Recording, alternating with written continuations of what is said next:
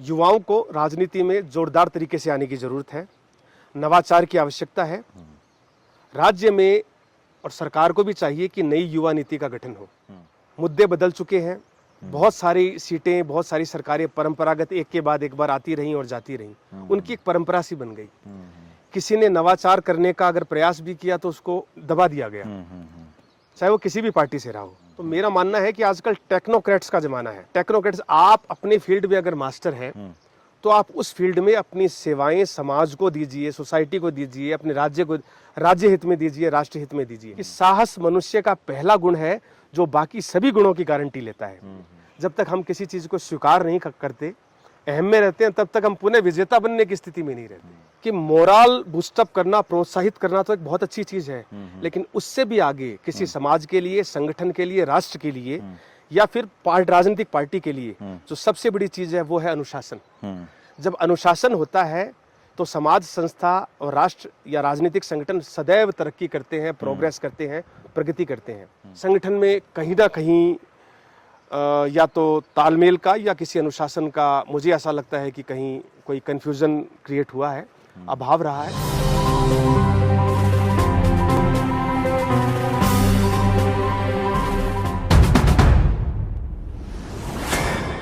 नमस्कार, मैं प्रवीण जाखड़ विधायक.com में आपका बहुत बहुत स्वागत करता हूं।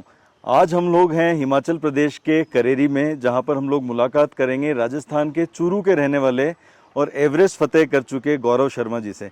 गौरव शर्मा जी ने जो एडवेंचर टूरिज्म के अंदर जो काम किया है, जो एक्सपोजर लिया है, जिस तरह का इन्होंने पहाड़ों की चोटियों को छुआ है और एवरेस्ट फतेह करने के बाद 2009 में इन्होंने एवरेस्ट फतेह किया था, उसके बाद में आज देश में इनका जितना बड़ा नाम है, राजनीतिक समझ है और जो सामाजिक रूप से हम लोग देखें तो जिस तरह की पकड़ है, उन सब चीज़ों को लेकर आज हम लोग बातचीत करेंगे।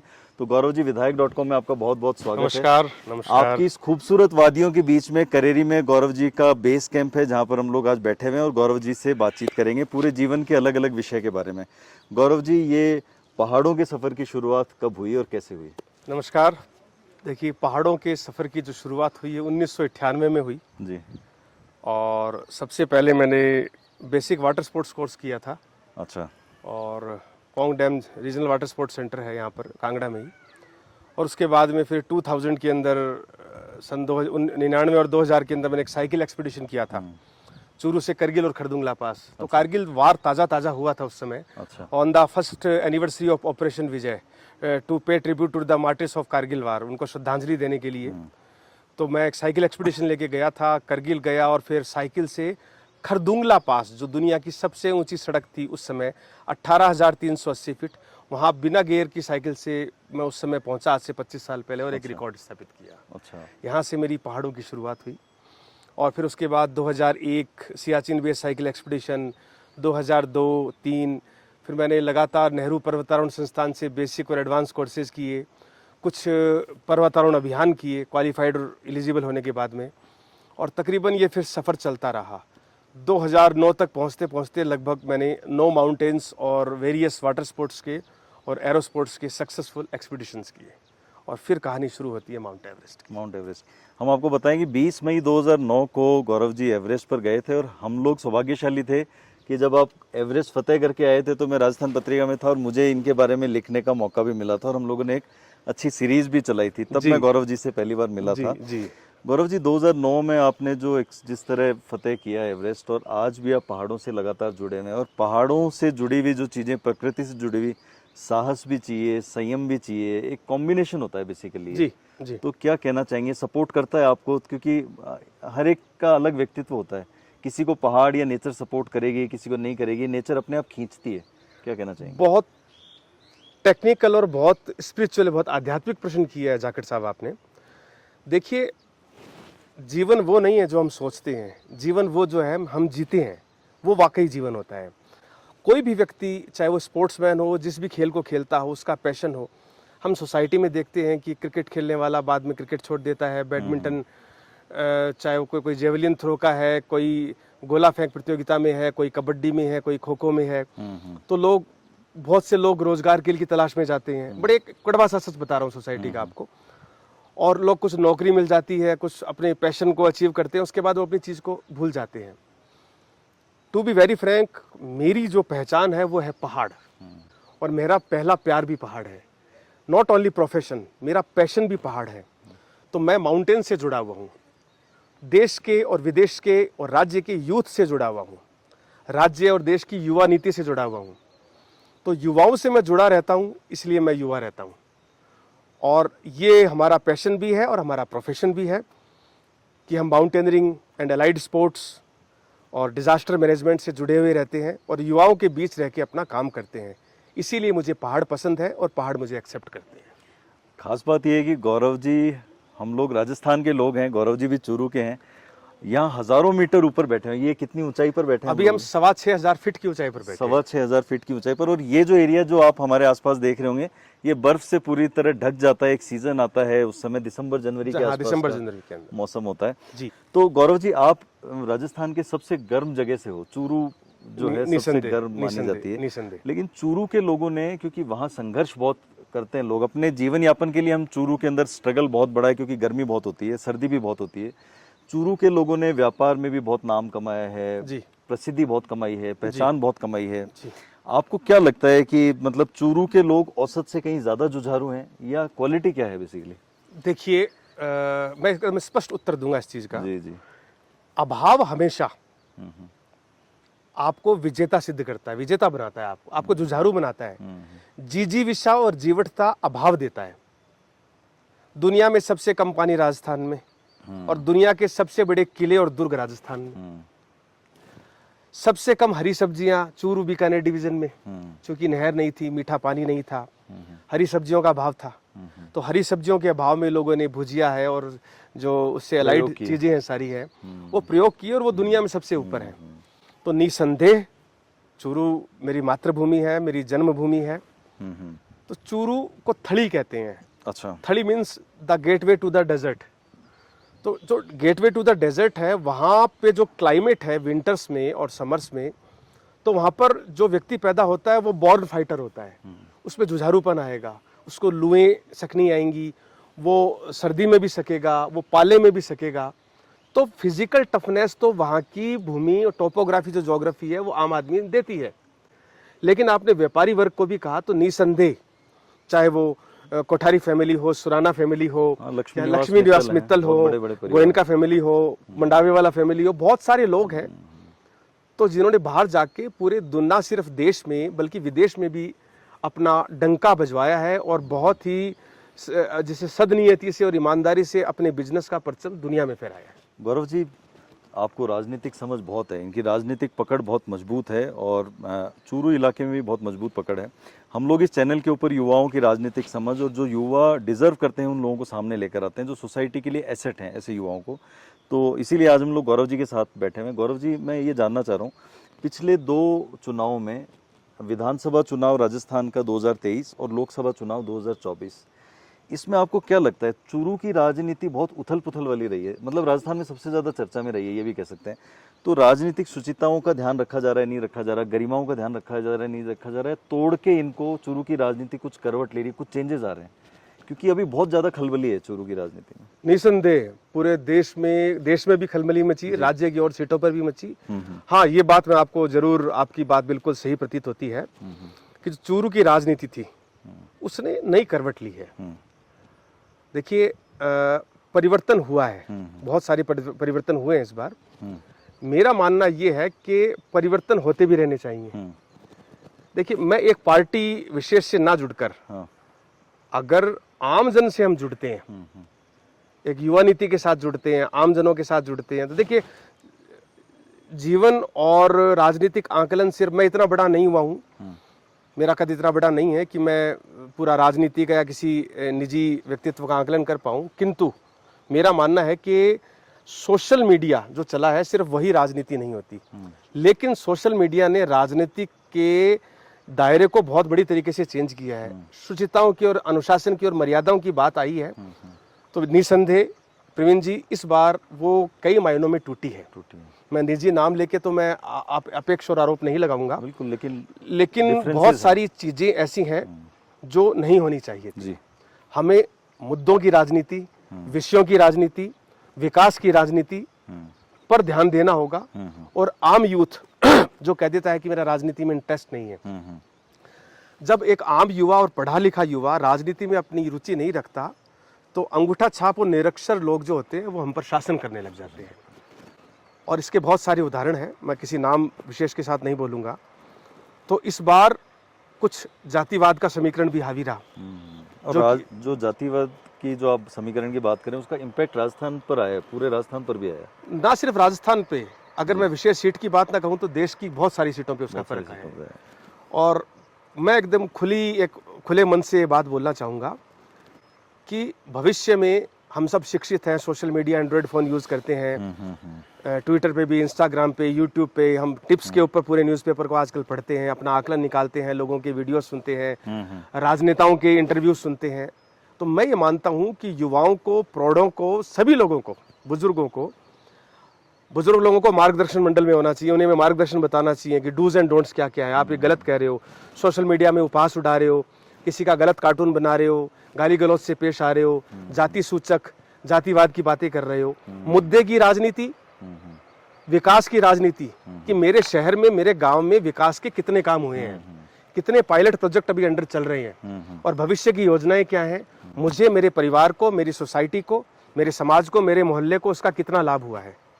राजनीति में बड़ी बड़ी बातें करना, लोकसभा सीटों से दिल्ली तक की बात करना, और उनके खुद के मोहल्ले में चौराहे पे लाइट तक नहीं होना, घर के आगे कूड़े के ढेर पड़े हुए होना। तो कोई भी दल हो, चाहे वो कांग्रेस हो, चाहे स्थानीय हो, चाहे भारतीय जनता पार्टी हो, हमारा मानना है कि मुद्दे और विकास को और राष्ट्रवाद को, राष्ट्रीयता को लेके हमें ना सिर्फ चूरू बल्कि हर सीट पर आगे आना होगा। तो आपको क्या लगता है, राजस्थान में जैसे इस बार की हम लोग बात करें लोकसभा चुनाव की, लोकसभा चुनाव में पिछले 2 बार से बीजेपी ने हैट्रिक मारी थी, इस बार 11 सीटें हैं वो लूज करी हैं जी। तो मूल रूप से कहाँ कमी रह गई या क्या कमजोरी रह गई जिसकी वजह से ये डिफरेंस है, एक बड़ा गैप क्रिएट हो गया? देखिए, हाँ, हैट्रिक होते होते रह गई। 2 बार से लगातार 25-25 सीट भारतीय जनता पार्टी को मिल रही थी जी। देखिए, सचिन जब भी खेलने आते थे तो पूरे स्टेडियम के दर्शक और पूरी दुनिया चाहती थी कि हर बार वो शतक मारे, लेकिन राजनीति में संभव नहीं हो पाता है ये। और एक मजबूत प्रतिपक्ष भी होना चाहिए। कहीं ना कहीं आपका जो प्रश्न है, देखिए, कहीं ना कहीं तो कमी रही है। माननीय प्रधानमंत्री जी बहुत आगे तक बढ़ के प्रोत्साहित करते रहे भारतीय जनता पार्टी को। उन्होंने प्रोत्साहित किया, जगह जगह जाके रैलीज की, मोरल बूस्टअप किया कार्यकर्ताओं का।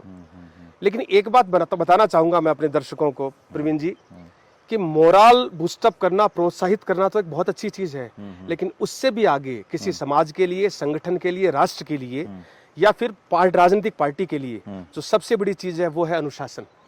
जब अनुशासन होता है तो समाज, संस्था और राष्ट्र या राजनीतिक संगठन सदैव तरक्की करते हैं, प्रोग्रेस करते हैं, प्रगति करते हैं। तो निसंदेह संगठन में कहीं ना कहीं या तो तालमेल का या किसी अनुशासन का, मुझे ऐसा लगता है कि कहीं कोई कंफ्यूजन क्रिएट हुआ है, अभाव रहा है। या ये भी हो सकता है कि अति आत्मविश्वास जब कई बार हो जाता है तो हम फील्ड वर्क जो होता है वो, मारवाड़ी में कहावत है, फिरे जी को चरे। तो जो फिरेगा, जो होमवर्क करेगा वो चरेगा। सही है।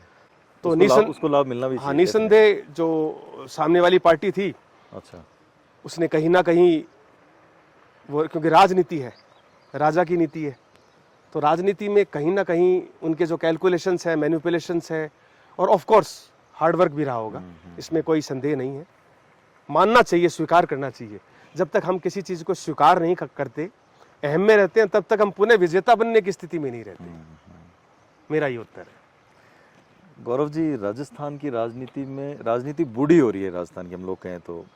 जो बुजुर्ग जो नेता थे वो इस बार फ्लॉप होते नजर आए। आपने इस बार विधानसभा में भी देखा है अच्छे तरीके से, जिन पर पार्टियों ने दांव खेले वो पस्त हो गए बिल्कुल, और वो सीटें थी वो उथल पुथल वाली रही।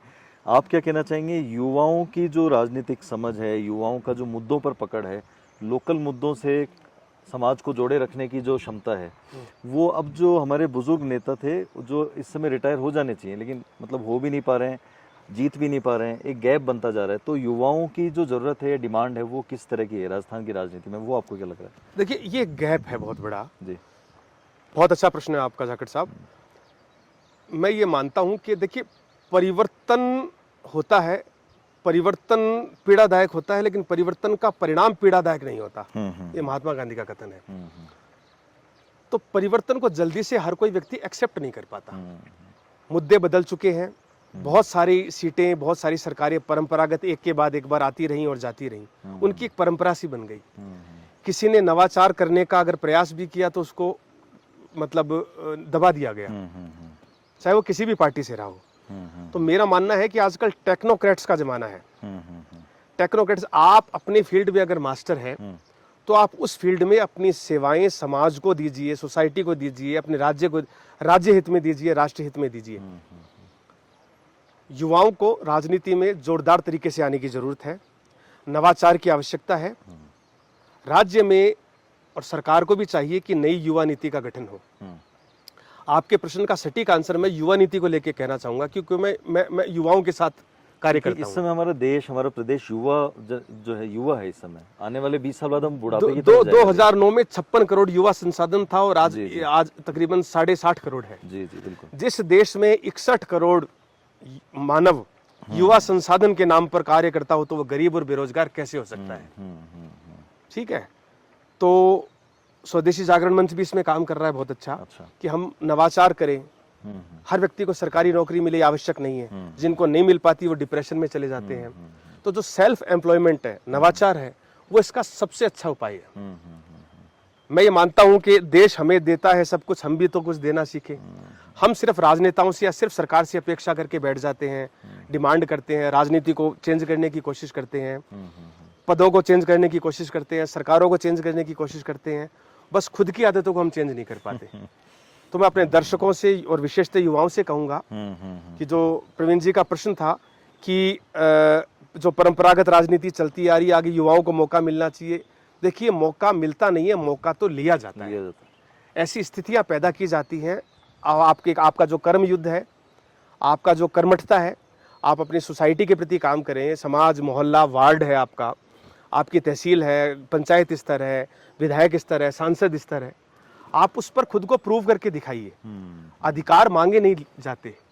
ये सोसाइटी, ये जो लोकतंत्र है, ये वोट देने वाली जनता है, ये स्वयं तय करती है। मेरा मानना है कोई किसी को हराता नहीं है और कोई किसी को जिताता नहीं है। हमारे कर्म, मेरी बात का उत्तर आप समझ गए होंगे जो आपने पूछा। तो हम ना किसी को हरा सकते हैं, ना कोई किसी को जिता सकता है। अगर हमारे काम में कहीं कमी रही है तो निसंदेह जनता हमें नकारती है। लेकिन उसमें भी मैं फिर एक बार निवेदन करूंगा कि उसमें जातिगत राजनीति का विलय नहीं होना चाहिए, कर्म की राजनीति का विलय होना चाहिए और एक हेल्दी डिस्कशन होना चाहिए। गौरव जी, साहसिक खेलों पे हम लोग बातचीत करते हैं। साहसिक खेलों के प्रति जनता का रुझान बहुत बढ़ रहा है जी। लगातार लोग अब केवल टूरिस्ट स्पॉट पर नहीं जाना चाहते, वो एडवेंचर के साथ टूरिस्ट स्पॉट को एक्सप्लोर करना चाह रहे हैं जी। राजस्थान में किस तरह की संभावनाएं हैं? मेरा इस सवाल से जुड़ा हुआ पहला जो पक्ष है वो ये है कि साहसिक खेलों को लेकर राजस्थान में क्या संभावनाएं हैं, और दूसरा कि राजस्थान सरकार का इस ओर कितना ध्यान है, क्योंकि ये बहुत बड़ी चीज बनती जा रही है लगातार। देखिए, मैं आपके प्रश्न के साथ ही सरकार को ये एक मैसेज देना चाहूँगा, बहुत जेंटल मैसेज, कि जैसे पहाड़, अभी हम हिमाचल में बैठे हैं, तो एक सब्जेक्ट होता है माउंटेनियरिंग एंड एलाइड स्पोर्ट्स।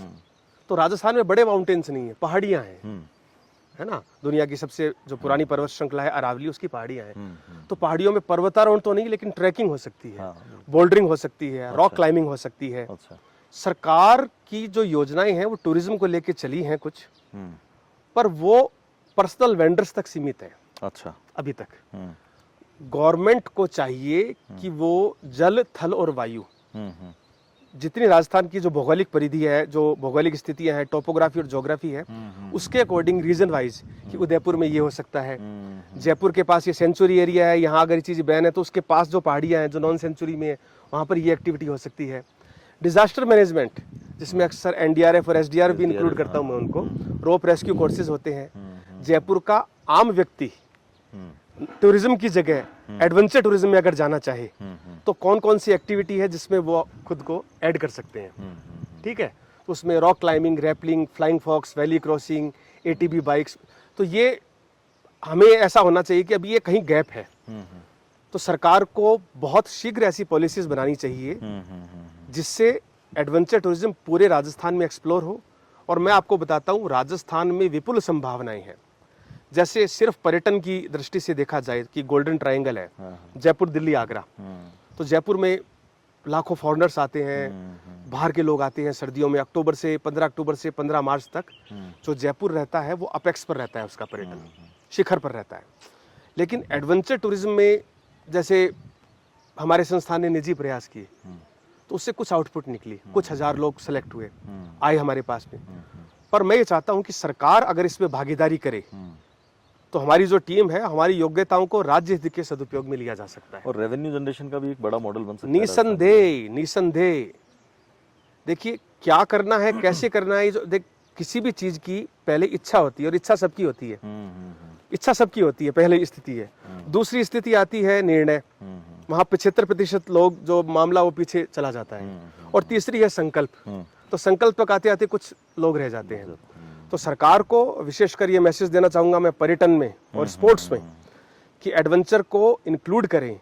क्या करना है, कैसे करना है, अगर सरकार हमसे इस चीज में पूछेगी तो हम जो भी जानते हैं, जो हमारी योग्यताएं हैं, वो हम सरकार को समाहित करने का प्रयास करेंगे। पर सरकार को जल्दी ही एक एडवेंचर ट्रेनिंग एकेडमी की स्थापना और यूथ के रिगार्डिंग टूरिज्म पॉलिसी बनानी चाहिए जिसमें एडवेंचर पूरी तरीके से समावेश हो। इससे युवाओं को भी रोजगार मिलेगा, दूसरा रेवेन्यू भी आएगा, राजस्थान में पैसा आएगा। मैं कहता हूँ हिमाचल में आप अभी बैठे हैं, हिमाचल है, उत्तराखंड है, नेपाल है, पर्यटन तो पूरा पर्यटन। और आप एडवेंचर टूरिज्म में आप पिछले इतने दिनों से हैं तो आपने देखा कि कितने लोग आए यहाँ पर। कोई ट्रैकिंग के लिए रवाना हुआ, आप भी कल एक ट्रैक करके आए हैं। हाँ बिल्कुल, सबसे बड़ा वाटरफॉल। हाँ, 210 फुट ऊंचा आपने झरना देखा, भीड़ नहीं थी, बहुत सुंदर जगह थी। तो राजस्थान में भी ऐसी चीजें हैं, जगह है जिनको एक्सप्लोर किया। देखिए एक तो सिद्ध होता है, एक प्रसिद्ध होता है। तो फेमस बहुत सारी टूरिस्ट स्पॉट है, लेकिन सिद्ध जगहों पे जाने के लिए आपको शारीरिक परिश्रम करना पड़ेगा, मेहनत करनी पड़ेगी, ट्रैकिंग करनी पड़ेगी। तो हर संडे क्लब्स बने, एकेडमी बने, हर संडे ट्रैकिंग के लिए टीम्स बने। तो मैं चाहता हूँ सरकार से कि सरकार एडवेंचर टूरिज्म में काम करे। हम जो भी हैं, जैसे भी हैं, पूरा सहयोग सरकार को देने के लिए तैयार है। अभी मोदी सरकार बनी, 3.0 जो तीसरा चरण आया मोदी जी का इस बार, तो आपको क्या लगता है कि साहसिक खेलों के प्रति गवर्नमेंट ऑफ इंडिया का क्या रुझान है? गवर्नमेंट ऑफ इंडिया किस तरह का सपोर्ट करने के मानस में है, या क्या गुंजाइश बनती है जिस पे गवर्नमेंट ऑफ इंडिया को सपोर्ट करना चाहिए? क्योंकि पूरे देश में भी इसका विस्तार हो रहा है, पूरे अलग अलग स्टेट्स में एडवेंचर स्पोर्ट्स को लेकर बहुत काम हो रहा है, बहुत लोग बेनिफिट भी ले रहे हैं, स्टेट्स में रेवेन्यू भी लगातार बढ़ रहा है। तो उस दिशा में आप क्या कहना चाहिए, क्योंकि हमारे यहाँ विदेशी भी बहुत आ रहे हैं इस चीज़ के? जी देखिए, भारत मोदी में सरकार से मतलब आपकी मैं समझिए, बहुत अच्छा प्रश्न है आपका। देखिए भारत में कुछ 5-6 माउंटेनिंग इंस्टीट्यूट्स हैं गवर्नमेंट के, वो चाहे HMI Darjeeling ministry of defence का हो, NIM उत्तरकाशी हो रक्षा मंत्रालय का, अटल बिहारी इंस्टीट्यूट हो मनाली में, वो सिविल है, और उसके अलावा सोनम ग्यात्सो है सिक्किम में, और जिस्पा में भी है। तो बहुत सारे इंस्टीट्यूट्स हैं। मैं ये चाहूँगा कि क्रांति तब आएगी जब गवर्नमेंट PP मोड के ऊपर प्राइवेट पार्टनरशिप के साथ जगह जगह हर स्टेट वाइज। देखिए केरल में हम पर्वतारोहण नहीं कर सकते, केरल की जो ज्योग्राफी है वो अलग है, तमिलनाडु की ज्योग्राफी अलग है। तो नीचे तमिलनाडु से लेके और ऊपर जम्मू कश्मीर लेह लद्दाख तक, और अरुणाचल प्रदेश से लेके और इधर राजस्थान बाड़मेर जैसलमेर तक। तो भारत जो है जम्बू द्वीप आर्यावर्त जिसे कहा जाता है, भारत विभिन्नताओं का देश है, भारत विभिन्न संस्कृतियों का देश है। भारत की संस्कृतियां, इसके रंग, बहुआयामी रंग और इसका सौंदर्य।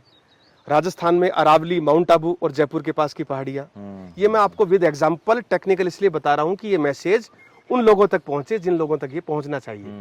केरल में वाटर स्पोर्ट्स, भोपाल की एक्टिविटी मध्य प्रदेश की अलग होंगी, ठीक है।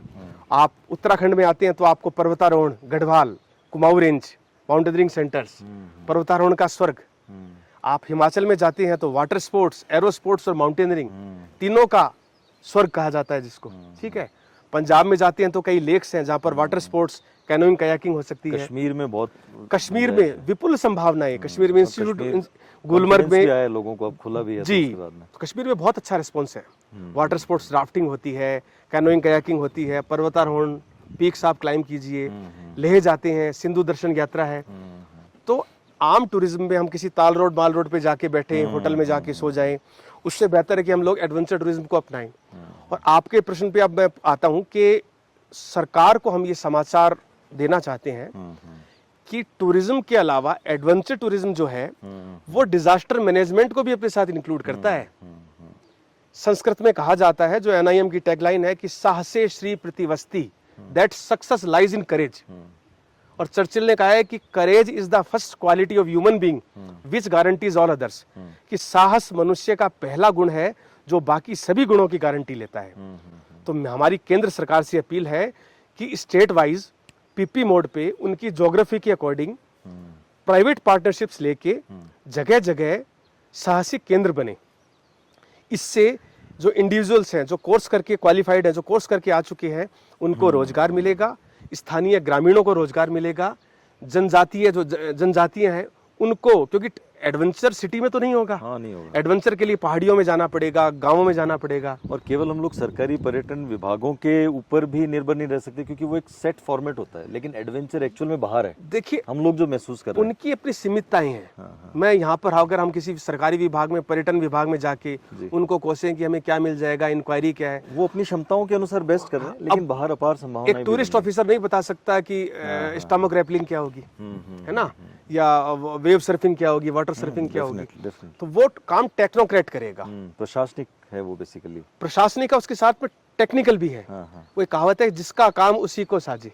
और मैंने देखा है अक्सर जयपुर के आसपास और अखबारों में, शेखावाटी में भी, ये जो चौमासे के लगता है, और ये जो 3 महीने बरसात आजकल 3 ही महीने होती है, तो लोकल न्यूज़पेपर में आती है, डिग्गी में 2 बच्चे डूबे, 3 सगे भाइयों की मृत्यु, वो बचाने गया, वो भी चला गया। बोरवेल में गिर जाते हैं बच्चे, बोरवेल में गिर जाते हैं बच्चे, तालाब में नहाने जाते हैं, डूब जाते हैं। तो देखिए, कष्ट 2 तरीके के हैं, मानव निर्मित है और एक प्रकृति का दिया हुआ, objective hazards and subjective hazards. तो कोई व्यक्ति आज डूब के मर रहा है लाइफ जैकेट के अभाव में, तो इस समाज की और सरकार के ऊपर कितना बड़ा एक अभिशाप। बिल्कुल, इस दौर में हम जिस दौर में जी रहे हैं, बिल्कुल एक छोटी सी लाइफ जैकेट, 1500 रुपए की लाइफ जैकेट किसी 2-3 लोगों को जीवन दे सकती है।